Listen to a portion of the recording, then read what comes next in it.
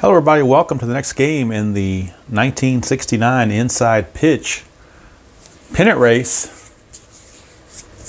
And today takes us to Shea Stadium, where the St. Louis Cardinals will take on the New York Mets. Hopefully this game is a little bit closer than the previous game. If you remember the previous game, the Dodgers took it to the Reds pretty good. So we're hoping for a little bit better outcome today. If I can get this phone to settle in correctly in the holder so it's not tilting on me. I don't think it's tilting on me now. I think it's set now. Okay, starting pitchers. Bob Gibson on the mound for the Cardinals. Jim McAndrew is on the mound for the New York Mets. Let's look at the starting lineups. It'll be Lou Brock in left, Curt Flood in center, Vada Pinson in right, Joe Torre at first, Tim McCarver catching, Mike Shannon at third, Julian Javier at second, Dow Maxville at short, and Bob Gibson batting ninth.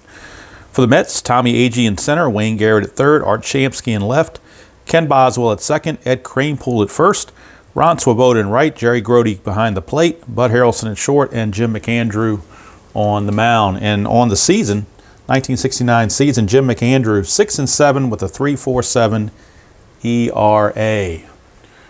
All right, and actually the Mets won this game in real life 3-2. So just because it's McAndrew against Gibson doesn't necessarily mean it's a foregone conclusion, as we've seen many times with the dice rolls. And as we look at the updated standings coming into today's game, the Mets find themselves 2 games behind the Cubs. The Cubs are playing the Expos, so you got to figure the Cubs are most likely going to win that game. So the Mets need to win this to stay within 2, most likely. San Francisco's ahead of the now second place Dodgers by 2.5. Cincinnati's 3 back. Atlanta's 4.5 back. So Shea Stadium is the scene. Cardinals and the Mets. And McAndrew finishing up those warm-up tosses. We do have Lou Brock stepping in. Ticker will be after the game is over. And still using Replay Baseball's rare play chart. If we get a rare play. Didn't have a rare play in the last game, so we'll see what happens this game. Give one final look through the phone, and everything looks to be copacetic. So we are ready to go from Shea Stadium. Not a must-win game for the Mets, but you got to figure, like I said, the Cubs are going to beat the Expos most likely. And if that happens and the Mets lose, they'll be 3 games back, and they're running out of days. I mean, there's only, for the Cubs, they played 155 games. The Cubs have 7 games left. The Mets have 7 games left as well. So they both got 7 games left. So you don't want to be 3 back with 6 left. That would be the situation if they lose and the Cubs win. So Mets pretty much kind of have to go like 6-1 or 5-2 in the last 7 games and possibly get some help from some other teams as well. But the first order of business is the Cardinals. They can't do anything. Can't worry about anybody else. They got to worry about themselves. McAndrew to Brock. 4-1. That's a ball 1 to Brock. 6-6 strikeout chance, and he got him. So McAndrew starts out nicely for the Mets with the strikeout of Brock. Keeps the speedy Brock off the bases. Curt Flood, 1-3 is the ballpark card going to Shea Stadium. 2-6. That's a fly to right field. Put away by Swoboda. So 2 up and 2 down for Vada Pinson. 6-2, that's another ball. 1-4 against a lefty, that's blank. So Vada Pinson gets the swing. 3-4, and that's a ground ball to first. Easy play as Kranepool takes it to the bag himself. 1-2-3 inning, and that's a good sign for the Mets to get off to that good start, because you got to figure against Bob Gibson, you're not going to score many runs. Gibson 20-13 with a 2.18 ERA. Although, like I said, the Mets did defeat the Cardinals 3-2 in real life. Here's Tommy Agee. 3-5, and 3-5 is a strikeout plus right off the bat, and Agee is out of here. 1 down, brings up Wayne Garrett. 2-1, and against a lefty, that's a blank. So Garrett gets the swing. 2-4. Ground ball meekly right back to Gibson for out number 2. And neither offense looking particularly sharp so far, although it is early, obviously. Art Shamsky is a 300 hitter, though, with power. Gibson 4-3, and a potential walk. He walks at an 11. That's a 15, so no walk, but Shamsky does get to bat. And that's a sewer dice, we'll re-roll that. 1-5, he's going to fly to left, and that's going to end the inning. So nothing doing there for the Mets. After one, no score. And Joe Torre will lead off for the Cardinals. First base, back at his familiar first base spot after doing some catching while McCarver was on the mend. McAndrew 1-6, error on a grounder possibly. Torre 6-4. It's a star 5, which is a ground ball to third. Error rate of the third baseman Garrett's a 9, but that's an 11, so Garrett is up to the task. He makes the catch, or makes the play. Throws to Cranepool, 1 down. Garrett only has a 1 range, but his error is only a 9, so he's able to get to that and make the play.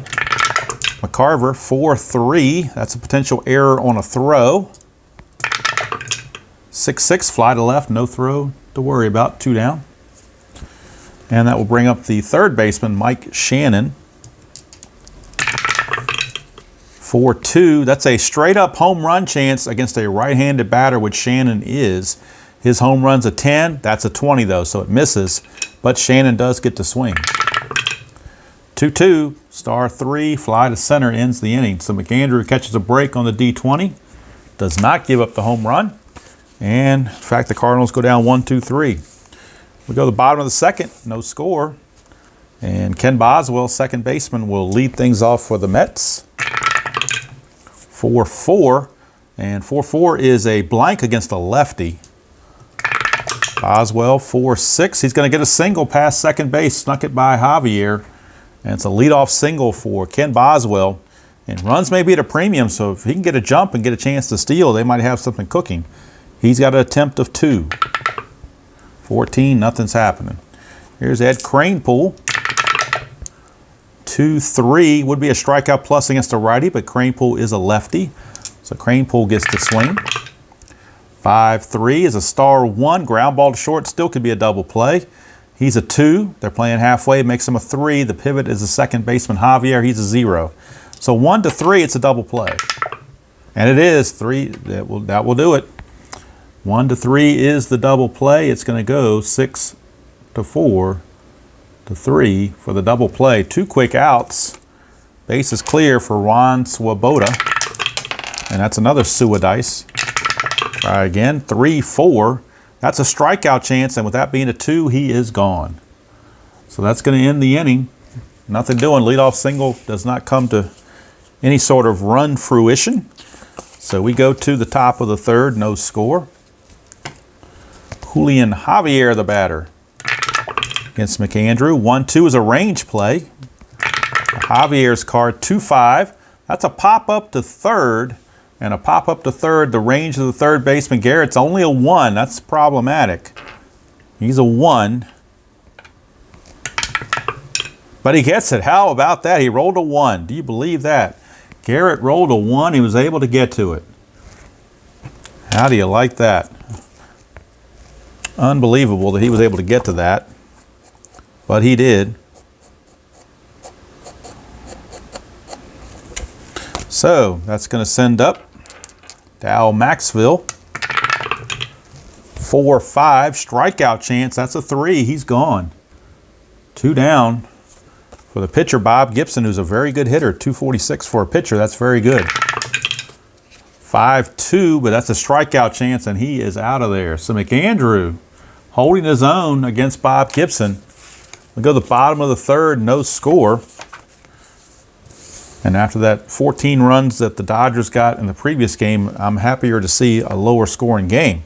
Here's Jerry Grody. 1-2, strikeout chance, 19 is too much. Grody 1-4, star 5 is a fly to left. 1 down, and that's going to send it to Bud Harrelson. 3-5, and that's a strikeout. I'm sorry, he's a switch hitter batting left, so it's actually a blank. And Harrelson gets the swing. 1-4, and he's going to take advantage of it with a single to left field. So 1 out single by Harrelson. He's got an attempt of 1. Nothing's going on. McAndrew. I guess it makes sense for him to try to bunt, but you know what? They're going to see if they can't do something else. He's going to try to swing away. 3-2 is a double question mark against a right-hander. 1-13 is a star line. That's a 7. So it is going to be an out. What kind of an out? It's a fly to right. So there's 2 down. At least he did not hit into the double play. That was their biggest concern. So 2 outs and a runner still at first for Tommy Agee. Oh, meant to roll the strat roll. Sorry. Strat roll. Because there's a chance for a pickoff or a balk. Nothing happening. Gibson now, 6-6. Possible wild pitch. That's an 18, though, so it's not going to be a wild pitch. It's going to be a ball. Gibson will try again. 4-3. That's a walk chance. 17, too much. And Agee will get the swing. 4-4. Ground ball to second. That's going to end the inning. Nothing doing there. So after 3 complete, we have no score here at Shea Stadium between the Mets and the Cardinals. Mets in not quite do or die mode, but getting there very closely. Lou Brock, 6-6, strikeout chance, and he got him again. That's the second time he struck out Lou Brock. 1 away for Curt Flood. 6-6 is another strikeout, but that one's too high. Flood gets to swing. 3-2, he pops it up to third. Garrett is there, 2 down. And that's going to send us to Vada Pinson. Vada Pinson. 6-6 strikeout chance. He got him. It's going to end the inning. McAndrew is liking that 6-6 grid. Very much likes that 6-6 grid with that strikeout chance. Bottom of the 4th, no score. Here's Wayne Garrett. 4-6. Hit by pitch chance. He's a +3 to the 5, makes that an 8, but that's an 18, so no hit by the pitch. Garrett will swing. 1-1, fly to left. 1 down, and that brings up number 3 hitter Art Shamsky. 4-2, that's a strikeout chance. He's a 5, that's a 5, plus the 3 makes him an 8, so the 5 definitely falls into that. 2 down. That's all you need to do is give Bob Gibson 3 more to his strikeout totals. That's not a recipe for success. 2-4 is the ballpark card. That could be a recipe for success on the ballpark card. Ken Boswell. 2-1, and that's a rare play. So we get to go back to a rare play from replay baseball, which is what I've decided to do in the last game. I did it, I think, with the Nationals replay, so I'm going to do it here as well. And the situation is the base running is it's 2 outs and bases are empty. So we're going to rare play, bases empty, and this is in the replay baseball rare playbook, or playbook, but it's a rare play at the end of the book. And it all depends on the dice roll. We add them up, and we get a 10, and there's 2 outs. So bases empty, you roll a 10, and there are 2 outs. So we go down to here where the 2 outs are, and we read this result. Chopper over the mound. Second baseman backhands the ball near second base and makes an off-balance toss to first, but his throw is off target. Roll 1 die against the first baseman's defensive rating. If die is higher, first baseman makes a great stretch to field the throw and stay on the bag to retire the batter. Die is not higher, throw pulls the first baseman off the bag and the batter is safe. All right, so basically what we're doing here, the first baseman for the Cardinals is Torrey. He's a 3. So if this is a 3 or less, he's able to stretch and get this, keep his foot on the bag, and the out is recorded. If it's a 4, 5, or 6, the throw is going to be wide, and it'll be an error on the second baseman, Javier.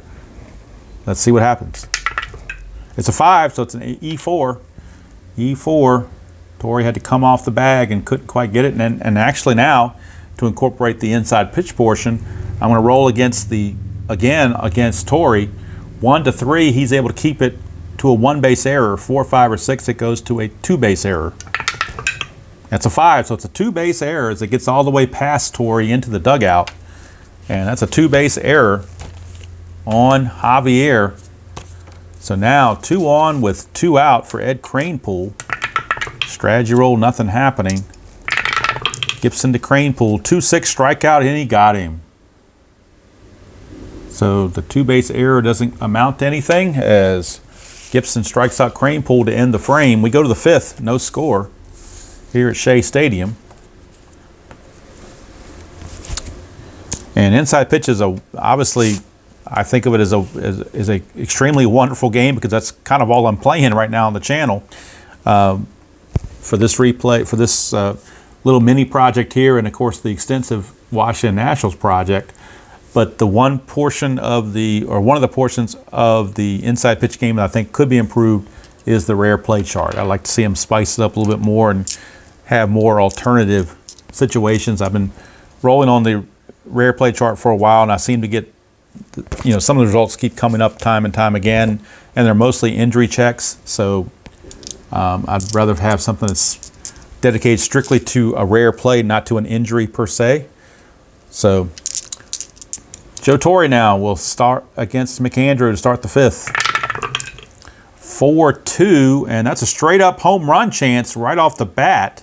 4-2 straight up home run chance. Against a right-hander, he's a 12, but that's a 16. Had he been facing a lefty, that would have been a home run. But against a righty, it is not. But Torre does get the bat. 1-5, he's going to ground it to short. And Harrelson over to Cranepool, one down for McCarver. McAndrew, 3-4, that's a blank. We go to McCarver's card. 4-3, he's going to ground it to second. Easy play for Boswell. 2 up and 2 down for Mike Shannon. McAndrew, 1-4, strikeout chance against a right-hander, and he is right-handed. He strikes out at a 9 plus the 3 is a 12. That's a 1. That's definitely going to fit the bill. And he's out of there on strikes. So we go to the bottom of the fifth, still no score. As Gibson and McAndrew are matching each other pitch for pitch, pretty much. Ron Swoboda struck out his first time. 3-5, and he might strike out again. That's a strikeout plus, and he did strike out, and there's no might to it. Strikeout plus, and he got him. Here's Jerry Grody. 2-4, and that's the ballpark card going to Shea Stadium. 2-2 is a ground ball to short. Easy play for Maxwell, 2 down for Bud Harrelson. 3-2. 3-2 was a double question mark against switch hitter left-handed batter. 1-3 is a single, but that's an 11. It misses it, but he will get the swing. 5-4, he's going to ground it to short, and that's going to end the inning. So we go to the sixth. Still nothing but goose eggs on the board for both sides. And it'll be for the Cardinals, Javier, Maxwell, and Gibson to start the sixth against McAndrew. 5-1, double question mark. He's a righty. 1-9 is an automatic out. That's a 15. That fails. We'll go to Javier. 1-2, he flies to center. Out number 1. That brings up Dow Maxwell. 3-2, that's the ballpark card. We're going to Shea Stadium. Maxwell, a 5-1 is a single plus to left field, and there goes the no-hitter. He had the no-hitter through 5 1/3, but there's the base hit. And Maxwell has a chance to turn it into a double. Left fielder Shamsky has a 0 arm. He has a 3 base running rating. 1-3, he extends this to a double. He does not. He's out. 6, he's out. So he is out trying to get there. 7-4 as Shamsky fires it in to Boswell, who puts on the tag, and Maxwell is out trying to stretch it. So 2 down now. Base is clear for Gibson. 3-5. 3-5 is a range play. Go to Gibson's card for a range play. 6-5, single to left, but it's a range check of Shamsky's, only a 1. So not likely to make this. He did not. It's a base hit. So now it's the second hit for the Cardinals, both here in the 6th inning. But that throw out, getting Maxwell thrown out at second was huge because that could have been a RBI single right there. As it is, it's 2 down and runner at first. Little strategy roll, nothing happening. Here's Lou Brock. McAndrew, 6-5 is an automatic out right there on the star line. See what it is? It's a ground ball to second to end the inning. And we go to the bottom of the 6th, still no score. The no-hitter has been broken up, though. So McAndrew getting a nice round of applause from the Shea Stadium faithful for going 5 1/3 no-hit innings. Actually, 5 1/3 perfect innings. He didn't allow any base runners, no walks, no nothing. And as he comes to the plate for his at-bat, he definitely gets a round of applause. Both teams now with 2 hits. Gibson to McAndrew. 3-6 is a potential walk, but 18 is way too high for that.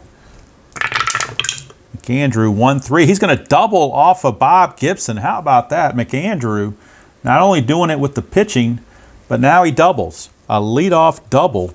How do you like that? Strategy roll. Gibson's not happy at all. Here's Agee. 4-5. That's a possible error. Agee. That's trouble with the 4 there. 6-6. That is a fly out to left field. Would have been a home run against a lefty, but against a righty, it's a fly to left. Brock's error rating is an 11. That's a 4. So, but it's even, so it's not going to be an error because it's even. He will make the catch. That's the thing on the fly outs. To avoid a lot of errors, you have to have an odd number to be an error. That's an even number. So Brock does not make the error. He makes the catch for out number 1. That'll bring up Wayne Garrett. Nothing on the 20. 3-1 is blank. We go to Garrett's card. 4-4, that's a single to right field. That might score the run, although McAndrew running probably, he runs at a 1, so then again, it might not score the run. To right field, single to right, you add 1, so that makes him a 2. Right fielder's arm, Penson's a 0. So 1-2 and he'll score. 6, he's out. How do you like that? 6, he is out, so he is out at the plate. 9-2, and Wayne Garrett will stop at second, or stay at first, because his base run rating does not beat this number. So he will stay at first, but McAndrew is out trying to score. They sent him and it just didn't work. But Penson, with the rifle throw, took care of it. 2 down now, run at first. And here's Wayne Garrett cannot steal. So here is Shamsky. 1-6 range play. 4-2, and that's a fly to right. So a range of the right fielder Penson, he is a 2. Can't get it. Is it a double? It is not. It's a single. Single to right, and that should allow Garrett to get to third. We'll see. Garrett runs at a 3. There are 2 outs, makes him a 4. And to go from first to third, you add 2. That makes him a 6. Penson's a 0, so he makes it third without a throw. That puts runners at the corners with 2 outs. And so Shamsky's got an attempt of 1. And there's a 1. But do you want to steal here? I don't think you gain anything by stealing. So he's going to stand pat, because to steal, he's a 7. And McCarver's a +1, be an 8. 1-8, but then you could get yourself out of the inning. Give Ken Boswell a chance. He's a 279 hitter. And anything can happen with that. Gibson to Boswell, 1-1 strikeout, too high. So Boswell does get to swing, 4-5, but he grounds to second to end the inning. So Mets had a couple of chances there, but couldn't get it done. We go to the 7th, still no score. Now McAndrew has faced 26 batters. I'm sorry, he can face 26 batters. He has faced 19, so he's still pretty good for at least one more inning, you would think. Here's Curt Flood. 6-6, he loves that 6-6 spot, but this time the 14 is too high for the strikeout range. Flood, 1-4, lines it to short. Harrelson with the snag. 1 down for Veda Penson. Made that nice throw to throw out McAndrew in the previous inning. 2-3, see if McAndrew can get some revenge. Would be a strikeout against a righty, but he is a lefty, so it's a blank. Penson gets to swing, 2-6, and he lines it to Harrelson. 2 consecutive liners to short. We're starting to get to McAndrew, 3rd time through the order, starting to hit him pretty hard. Here's Torrey. 6-2, that's a ball. Ball 1. 3-2, that's the ballpark card going to Shea Stadium for Torrey. 2-3, and that is a ground ball to second. Easy play for Boswell. Inning's over. We go to the 7th inning stretch, and we've got no score. A far cry from the previous game that was 14-3. So this is more like it. We like these kind of games, at least I do. This is the typical 1969 inside pitch game, the nip and tuck close game all the way, low scoring. And now Cranepool. Cranepool's had a rough day. He's hit into a double play and struck out. 4-4, and that's a blank. Strikeout pluses versus a righty, but lefty's a blank. Cranepool gets to hit 1-4. He flies to left. So one down. It's Cranepool unable to get it done. Here's Swoboda. He struck out twice. 5-6. He won't strike out this time. To error on a grounder, possibly. 2-1. That's a fly to center, so no error to worry about. 2 up and 2 down for Jerry Grody, the catcher. Grody is 0 for 2. Fly to the left and the grounder to short.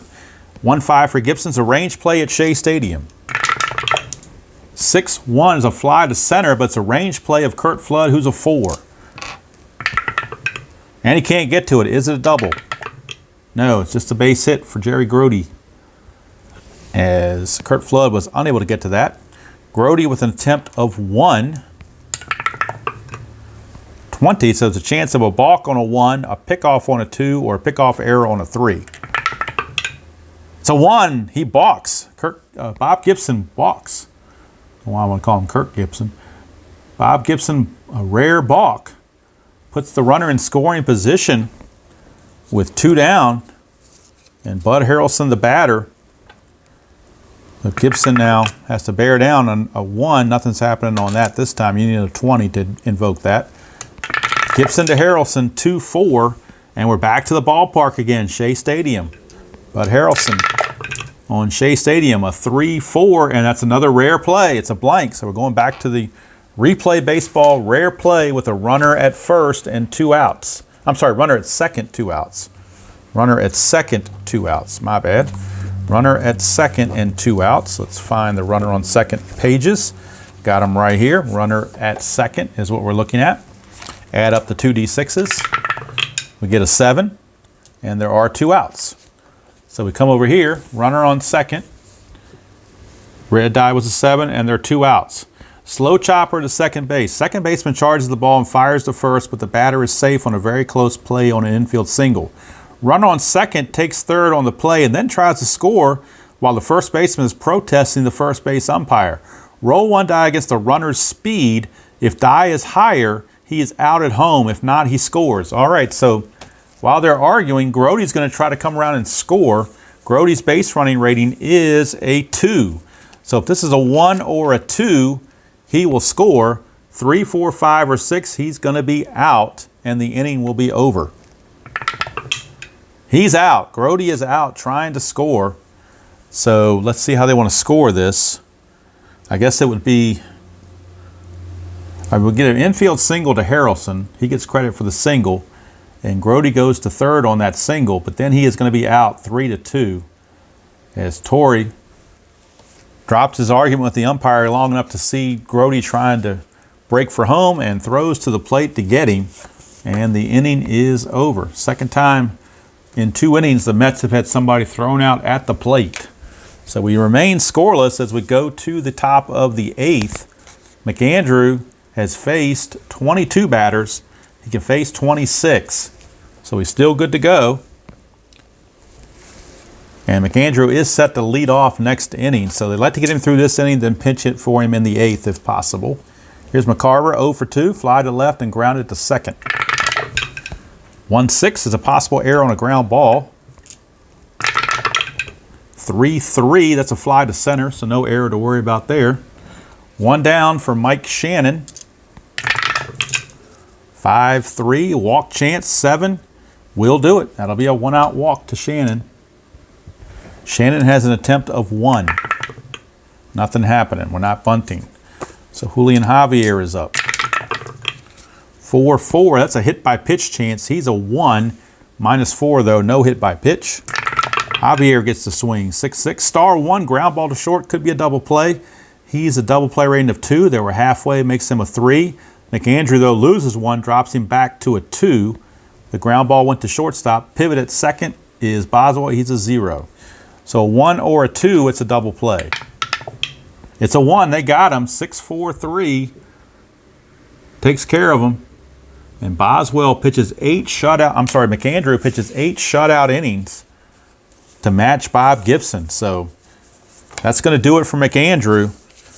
He's going to come out of there because A, he's near his fatigue level, and B, they need a pinch hitter. They need some runs. And Nolan Ryan is loosening in the Mets bullpen. He would be the new pitcher, most likely, unless, let's see, if they take the lead, maybe they won't use him. If they take the lead, they'll probably go to their closer, Ron Taylor. Or Tug McGraw, but most likely Ron Taylor. But first things first, we need a pinch hitter from McAndrew as he goes 8 innings and gives up nothing. So look on the Mets bench and see who they've got to pinch hit against Gibson. Do they have any good lefties on the bench? Because Gibson is very tough against righties. So let's see. Weiss is a switch hitter, but he's not very good. Rod Gaspar is a switch hitter, but he's not that good. Boy, who do you go to here? You know what? They're going to go to Cleon Jones, even though he's right-handed, because he hits 340. So Cleon Jones is going to be the man to try to get it started for the Mets here in the bottom of the 8th against Gibson. 6-5 is a blank. We go to Jones. 1-1, single to left. So Cleon Jones, pinch hit single, and he is the go-ahead run. He's got an attempt of 3. Nothing doing there.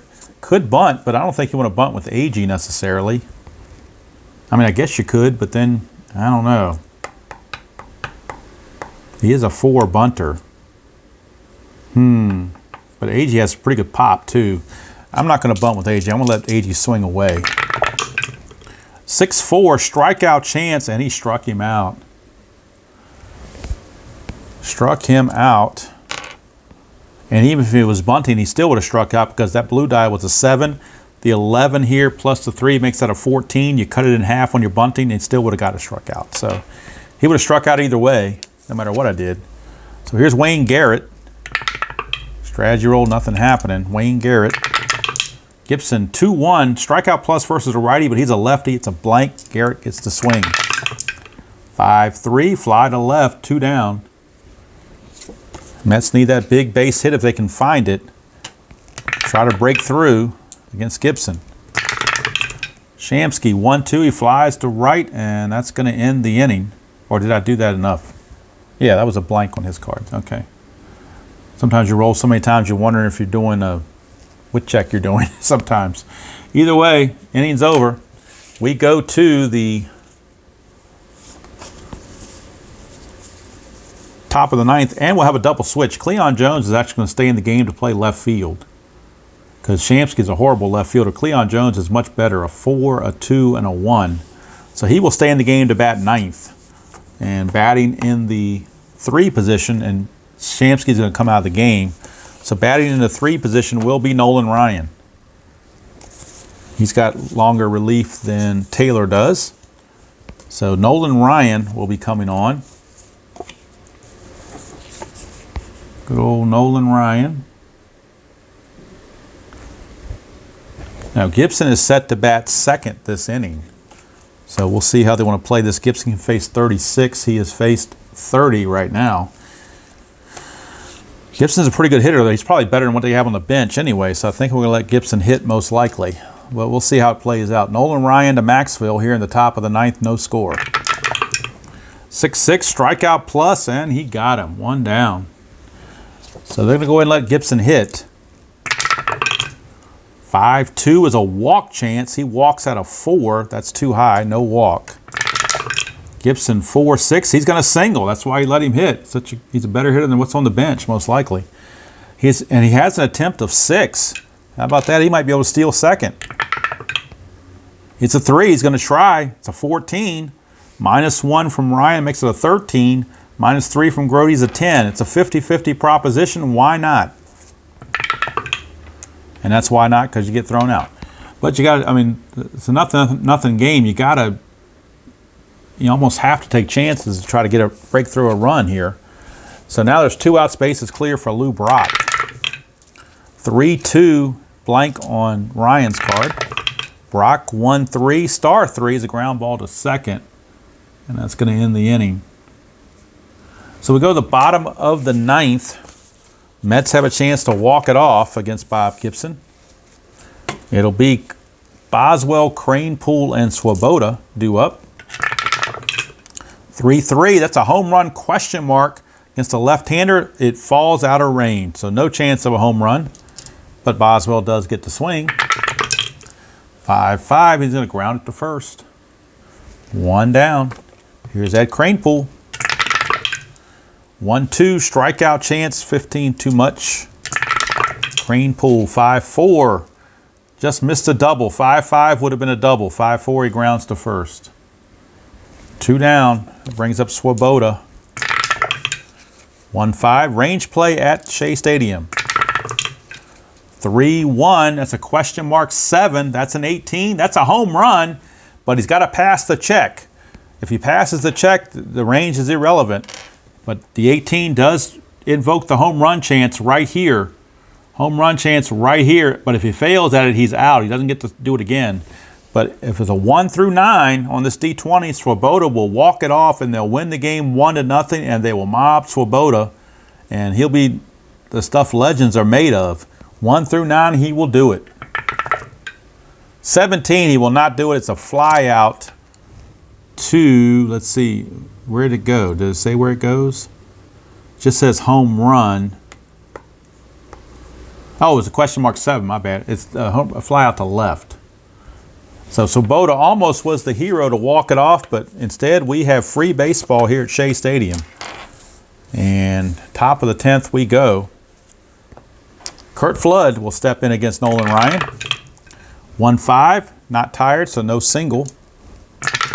Flood, 2-5, and that's a split chance on against a righty. That's a ground ball to second. Easy play there for the second baseman, Boswell, for 1 away. Here's Pinson. 4-4. 4-4 is a walk plus against a lefty. He walks at a 6. The plus makes it a 16, but that's a 19, so no walk. Pinson has to earn it. 5-5, he does not. He flies to right field. 2 down, and that'll bring up Joe Torre.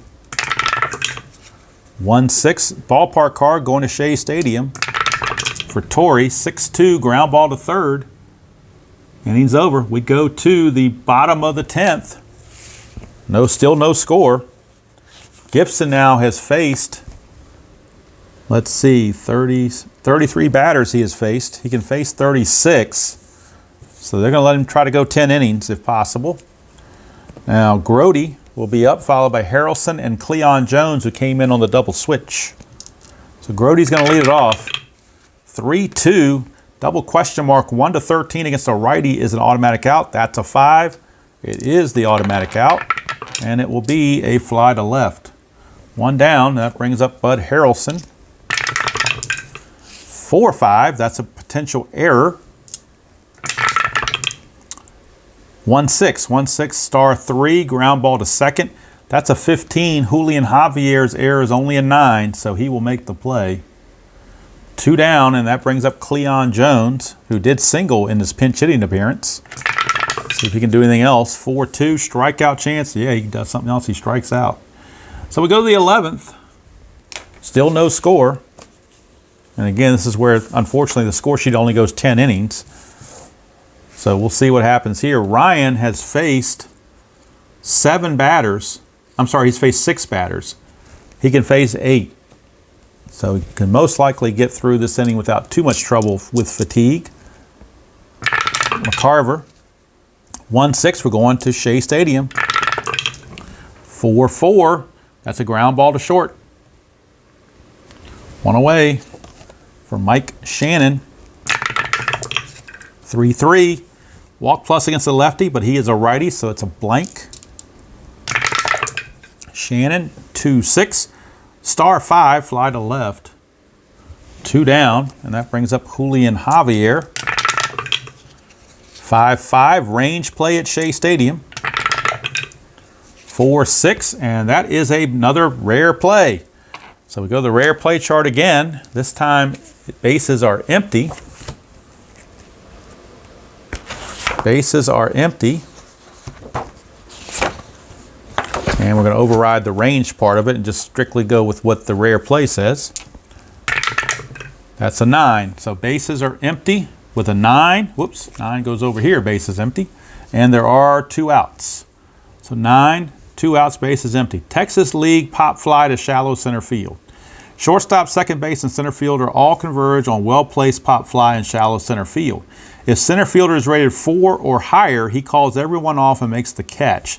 If center fielder is 3 or less, better rated infielder between shortstop and second baseman try to make the play as well. Roll 1 die against the infielder's defensive rating. The die is higher, he gathers it in for the 3rd out. If not, he drops it in for a single. All right, there's also an option. Collision occurs only if the visiting team is in the field. Right now, the home team is in the field, so that's not a problem. All right, so the first thing, basically you're going to have potentially 2 range checks. First one is on the center fielder. And the center fielder, in this case, at AG, he's a 5. So as long as this is not a 6, he will make the catch. It's a 6, he does not make the catch. But one of the other infielders has a chance. Whoever has a better rated range between the second baseman and the shortstop can get a chance to make the play. Boswell's a 2, Harrelson's a 3. So Harrelson gets a chance. A 1 to 3, and Harrelson will go out there and make the catch instead of AG. And he doesn't make the catch. It's going to drop in for a base hit.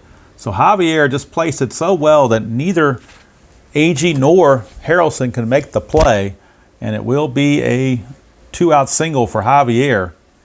Nolan Ryan is now tired, but they're going to try to get him through this inning as he is set to bat.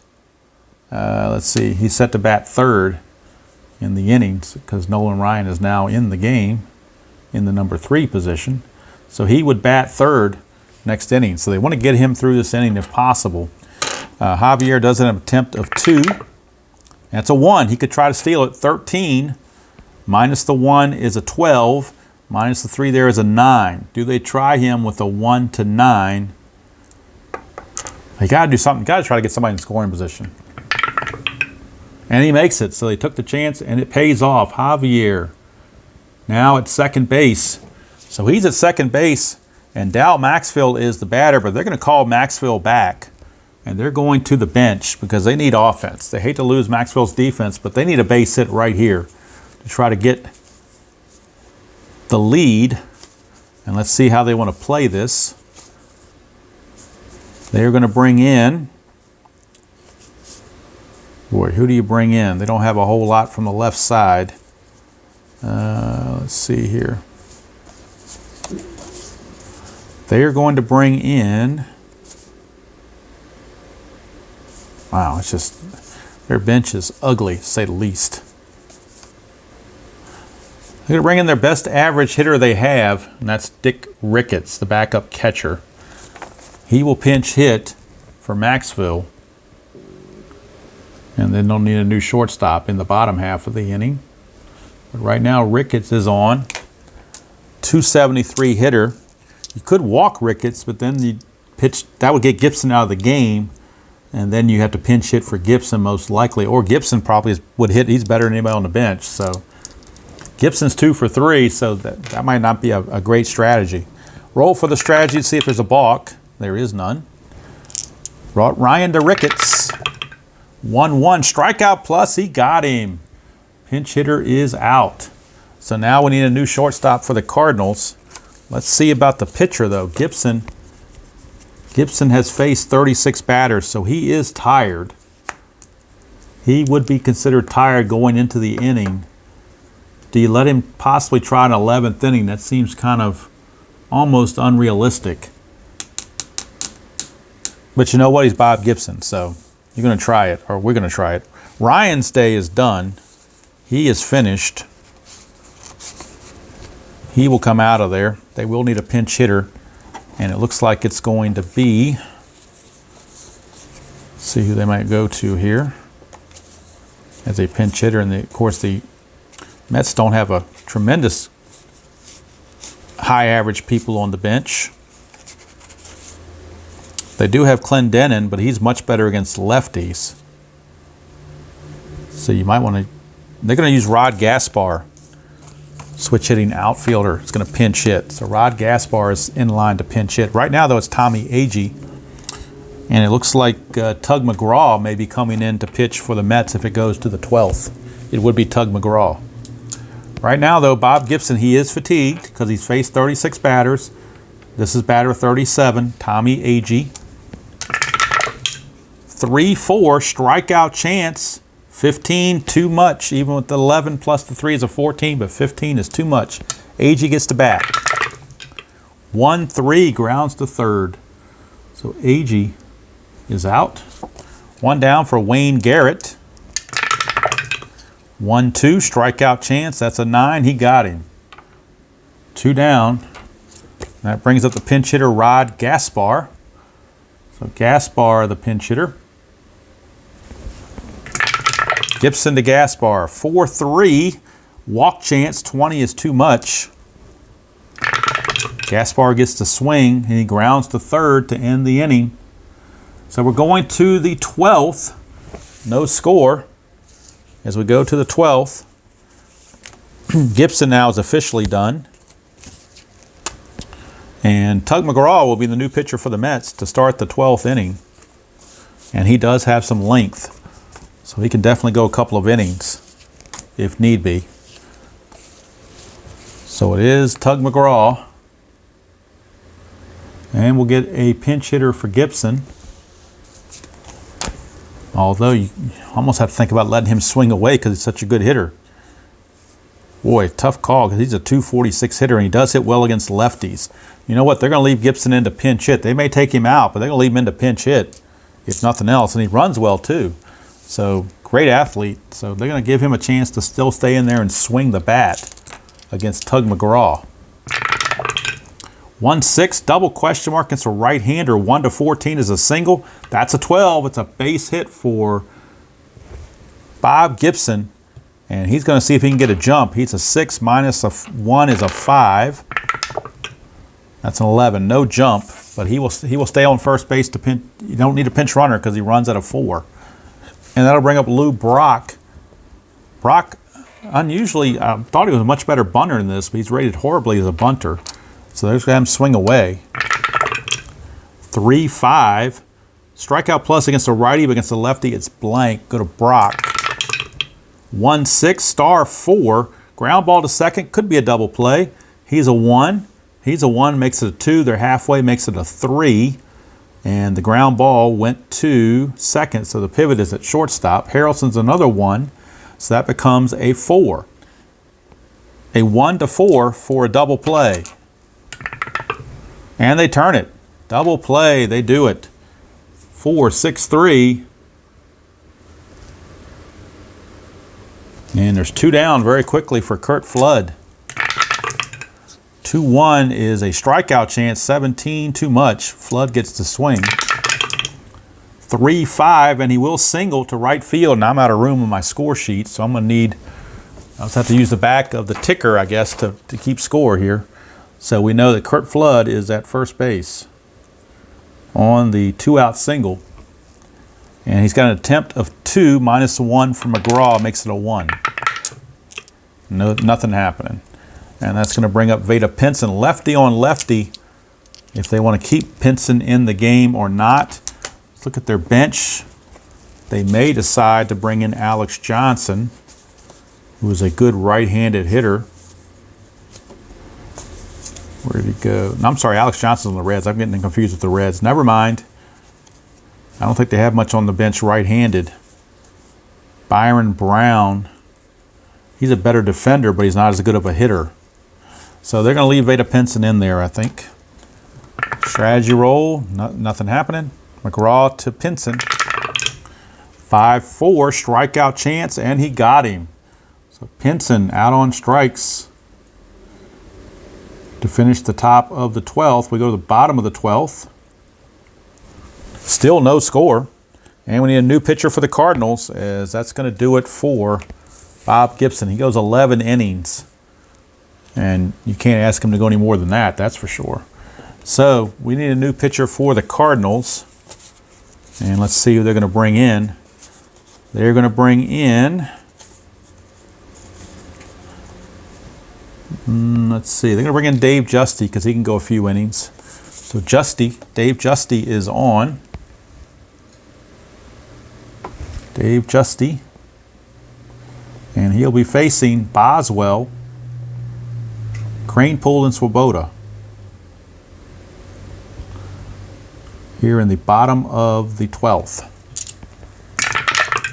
Justy 3-5. That's a hit by pitch chance. He's a 4, -6 though, so no hit by pitch. Boswell gets to swing, 6-4, star 3. Ground ball to second. One away. And that will bring up Ed Cranepool. 1-1, walk chance, 9, too high. Oh, no, it's not. Yes, it is. I'm sorry, I was looking at the lefty. He's a righty on the mound, so it's only an 8. That's a 9, too high. Cranepool gets to swing, 6-2, and he will single to center field. So a base hit for Cranepool. He's aboard. Doesn't run all that well. He runs at a 2. Wonder if the Mets might want to go to a pinch runner. Let's see, Weiss runs at a 3. Ed Charles runs at a 4. Amos Otis runs at a 5. Amos Otis is in to pinch run for Cranepool. And they'll need a new first baseman as well. Probably Clendenin, but Otis is in to pinch run because he runs at a 5. Does have an attempt of only 1, but if he gets it, look at that stolen base, 20. Can't get it though, but he is a 5, so on a base hit, he's got a good chance of getting that extra base. Here's Swoboda against Justy, or Justy, I should say. Swoboda against Justy. 4-1's a range play. They are halfway, so infielder will lose 1 on their range. Swoboda 2-5, ground ball to short, the range of the shortstop. Oh, and I need a new shortstop, don't I? I forgot to bring in a shortstop for the Cardinals because Ricketts pinch hit for Maxwell. So who's the shortstop for the Cardinals? Do they have any on the bench? They got to have somebody that can play short. I see Jerry DeVannon and I see Steve Hunts. So it looks like Jerry DeVannon is going to be the guy. So Jerry DeVannon is a 3 for his range at shortstop. So Jerry DeVannon becomes a 2 because they were halfway. So let's see if he can get to this. So 1-2, he gets to it. He does not. It's going to get through for a base hit. S6 is how it's played. Single to pass short. And let's check the base running advancement. Base runner, remember Otis is a 5. To get from first to third on the S6, you need a 5, and that's what Amos Otis has. So he will go to third, and that's the reason why you brought him in as a pinch runner. So that puts runners at the corners, and now what that does is it forces the Cardinals to bring the infield in for Jerry Grody's at bat. Jerry Grody, runners at the corners with 1 out, and the infield has to come in. Check for a pickoff, nothing happening. Grody a chance to walk it off right here. Justy 3-6 blank. We go to Grody. 3-3 single to center, and that's their ball game. Jerry Grody, walk-off single, and in 12 innings, the Mets defeat the Cardinals 1-0 and keep their slim playoff hopes alive. Not slim, but I mean they're uphill. Put it that way. They're fighting an uphill battle, but they do it right there. They get it done.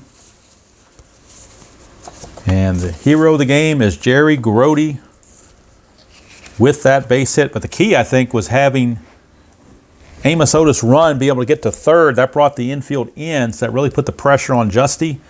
And he just couldn't hold up. And the Mets win it 1-0 in 12 innings. A far cry from the previous game when we had a total score of 14-3. So this is much more to my liking. Didn't really necessarily want it to go 12 innings, but it did. And now we can move on to the ticker. Ticker time. Need the fast action cards.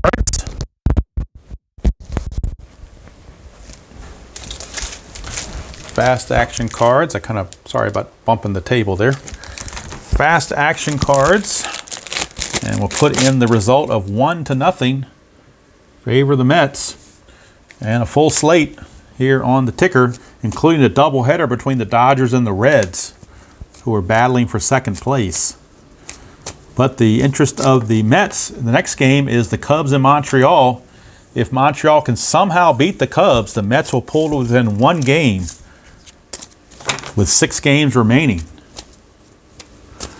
See if they can do it. We'll shuffle up these fact cards, flip them and cut them as usual.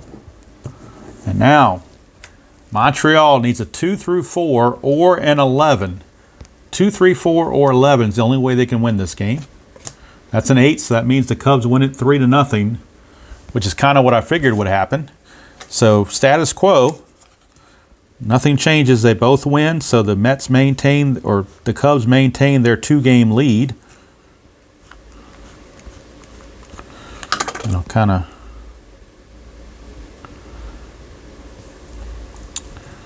all right, so that is what we have there. Now, the next game, San Fran, who's leading the division by 2.5, plays the lowly Padres 3 through 8 for a victory. That's a 9. San Diego gets the upset win. That will definitely help the Braves, Dodgers, and Reds, all of them, as they have a chance to make up ground. Giants now drop to 88 and 67. So they are 88 and 67. Currently hold a 2-game lead on the Dodgers and a 3-game lead on the Reds. 4-game lead on the Braves. Braves with the win can cut it to 3.5. They need a 2 through 7 to beat Houston. They don't get it. They lose it 4-3 to the Astros. Boy, tough loss for the Braves. They drop to 84 and 72, and they stay 4.5 games back. So they miss a golden opportunity right there. Now we got the big doubleheader, the Dodgers and the Reds. Dodgers 2 through 6 or a 10 for game 1 victory. That's a 7, so the Reds win it 1-0 in game 1. And now Dodgers must win to avoid a sweep. 2 through 6 or a 10. 5, they win that second game 9-0. So nothing got settled there. They both split. So the Dodgers are now 86 and 69. Kind of messy here with the whiteout. It gets a little messy. Not the whiteout, but the correction tape. And the Reds are 85 and 69.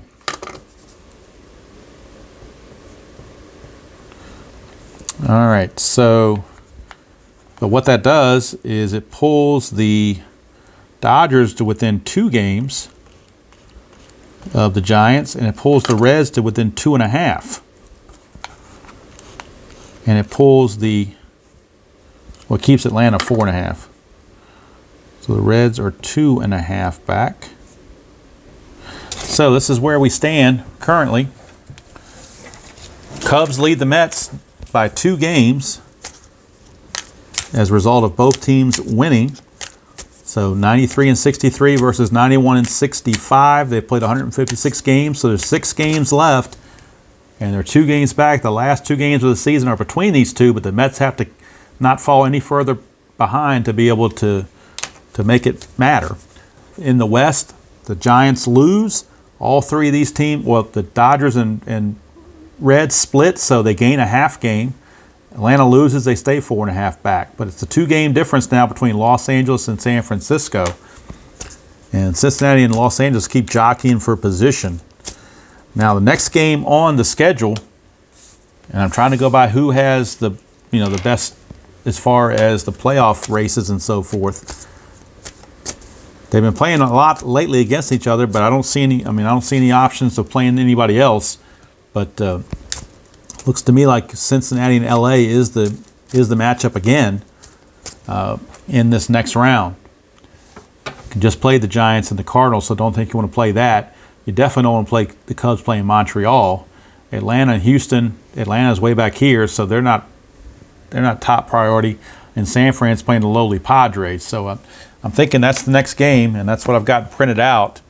Next game is in Cincinnati, as the Reds will try to exact some revenge from getting stomped a couple of games ago. It'll be Bill Singer against Tony Cloninger. He pitched a 1 inning in that blowout 2 days ago just to get a little warm up in between starts. So he will be on, Tony Cloninger against Bill Singer, as the Reds try to jump the Dodgers. With a win, they would do so and try to catch up to the Giants. So that's going to do it from here. A exciting finish here at Shea Stadium. Walk-off single by Jerry Grody gives the Mets a 1-0 victory in 12 innings against Bob Gibson and the Cardinals. Kudos to McAndrew, the starter, who hung in there tough with Gibson and pitched 8 shutout innings. And also kudos to Gibson for pitching 11 shutout innings. That's much more than anybody could possibly ask for, but he did it. And all you can do is tip your hat.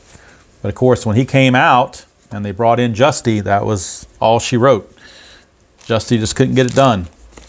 So we go to September 24th for the next game, Reds and the Dodgers. Till next time, I hope you enjoy playing whatever game you choose to play, however you choose to play it. And as usual, I will see you all down the road.